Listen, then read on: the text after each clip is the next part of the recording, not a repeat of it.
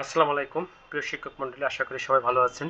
এই মুহূর্তে যারা আমার এই চ্যানেলের এই খবরটি দেখছেন সবাইকে জানাচ্ছি আন্তরিক শুভেচ্ছা।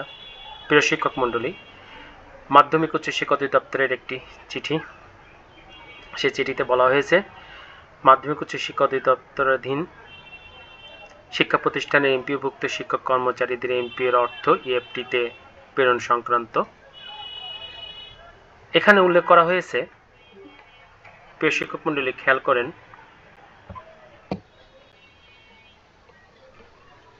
মাধ্যমিক উচ্চ শিক্ষা অধিদপ্তরাধীন শিক্ষা প্রতিষ্ঠানে কর্মরত যে সকল শিক্ষক কর্মচারীর নতুন এমপিও আবেদন অনুমোদন হয়েছে এবং জানুয়ারি 2025 মাসে এমপিওর জন্য প্রক্রিয়াকরণ করে ইন্ডেক্স প্রদান করা হয়েছে, তাদেরকে আগামী 8/3/2025 তারিখের মধ্যে প্রতিষ্ঠান প্রধান এমপিও ইএফটি মডিউলে ইএফটিতে এমপিওর অর্থ প্রেরণের লক্ষ্যে অনলাইনে প্রয়োজনীয় তথ্য প্রেরণের জন্য নির্দেশ করা হয়েছে।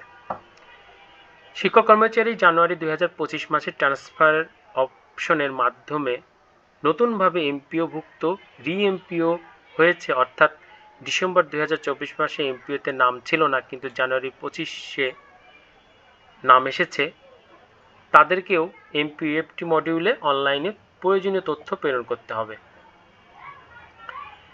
অনেক শিক্ষক কর্মচারী ইএফটি এর তথ্য প্রদানে ভুল এন্ট্রি করার কারণে আইবাস++ হতে ভ্যালিডেশন সঠিক না হয় অর্থ প্রেরণ করা যায়নি।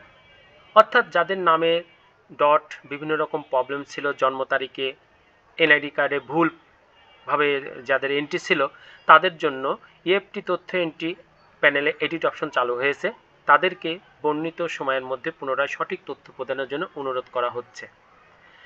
প্রিয় শিক্ষক মণ্ডলী, এগুলো যাচাই বাছাই করে প্রধান শিক্ষক কর্তৃক প্রেরিত তথ্য দাখিলকৃত হার্ড কপি ডকুমেন্ট যাচাই করে উপজেলা, থানা, মাধ্যমিক শিক্ষা অফিসে স্কুলের ক্ষেত্রে 10-3 তারিখের মধ্যে প্রেরণ করতে হবে। তো প্রেরণ করার পরে দেখেন মাউসে একটি নির্দেশিকা প্রকাশ করেছে যে আইবাস++-এর মাধ্যমে ইএফটিতে প্রেরণের লক্ষ্যে তথ্য প্রদান ও যাচাই সংক্রান্ত। কি কি যাচাই করবেন? যাদের নামে অলরেডি যে এডিট অপশনটা ওপেন করা হয়েছে, জাতীয় পরিচয়পত্র এন্ট্রির ক্ষেত্রে 10 ডিজিট, 17 ডিজিট, 13 ডিজিট থাকলে 13 ডিজিটের ক্ষেত্রে জন্মসাল 4 সংখ্যা বসিয়ে 17 বানিয়ে দিতে হবে। মোট কথা 10 এবং 17 হতে হবে।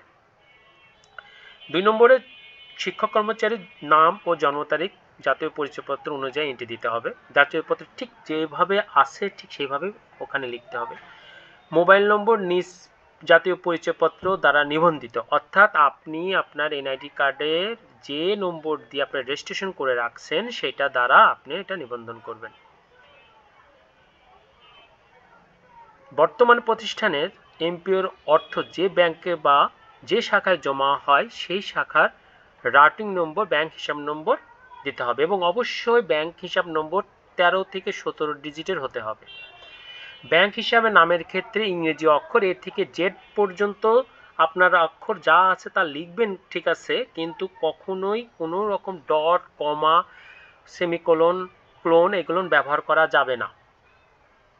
প্রিয় শিক্ষার্থী, এগুলো একটু ভালো করে মনে রাখতে হবে। এগুলো দিয়ে আপনি আবার নতুন করে কাজ করবেন। আর হার্ড কপি ডকুমেন্ট এগুলো জমা দিতে হবে। প্রতিষ্ঠান প্রধান নিম্নলিখিত হার্ড কপি ডকুমেন্ট তার থানা অথবা উপজেলায় সে স্কুলের ক্ষেত্রে জমা দেবে। অনলাইন থেকে ডাউনলোডকৃত প্রতিষ্ঠানের রিপোর্ট, কর্মরত সকল শিক্ষক কর্মচারীর স্বাক্ষর সহ। 2, অনলাইনে থেকে ডাউনলোডকৃত প্রত্যেক শিক্ষক কর্মচারী পৃথক পৃথক রিপোর্ট সংশ্লিষ্ট শিক্ষক কর্মচারীর স্বাক্ষর সহ।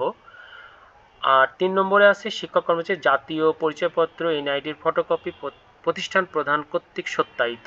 আর 4 নম্বরে আছে শিক্ষক কর্মচারী ব্যাংক চেকের কভার পাতার, অর্থাৎ আপনার ব্যাংকের পাতার উপরে যেখানে আপনার ব্যাংকের নাম, শাখা এবং অ্যাকাউন্ট নম্বর উল্লেখ করা থাকে সেইটা আপনি ফটোকপি করবেন, করে প্রতিষ্ঠান প্রধান সত্যায়িত করে জমা দেবেন। প্রিয় শিক্ষক মণ্ডলী, আশা করি আপনারা সবাই বুঝতে পারছেন।